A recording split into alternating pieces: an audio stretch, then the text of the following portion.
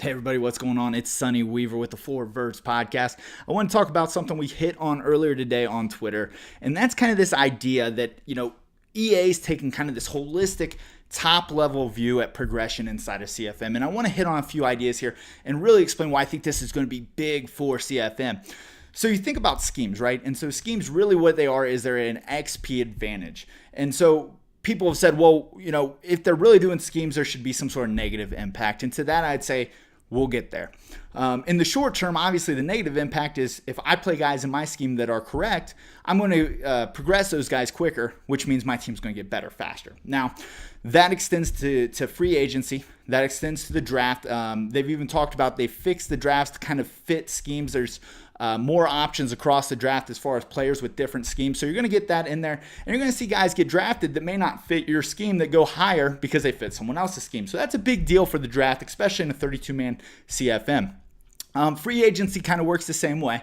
And then when you talk about schemes and they say, well, there should be some sort of negative on the field play, right? So if I take Joe Mixon, Cincinnati Bengals fan, I'm sorry, and I say we're going to run a power running attack scheme. And the problem with that is Joe Mixon doesn't get any worse. He's not getting slower. He's not fumbling more just because it doesn't fit the scheme, right? Maybe you could argue awareness.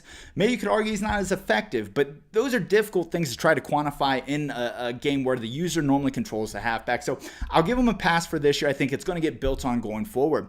When you talk about the archetypes, I think really what you're talking about here is you're talking about guys can't hoard XP. So if you ever played in a 32-man CFM, guys hoard XP and put them in kind of those big attributes, those attributes that tend to be the big heavy hitters. Now, what I would say to that is that can't be done now. And that is a huge gain for growing players, especially over multiple seasons. When you start thinking about how guys build their teams, they're going to have to kind of put it in here and say, this is where I want to be. This is what I want my guy to be.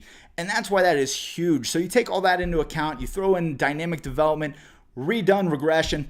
It's huge. What do you guys think? Let's continue the conversation back on Twitter at T4Verts.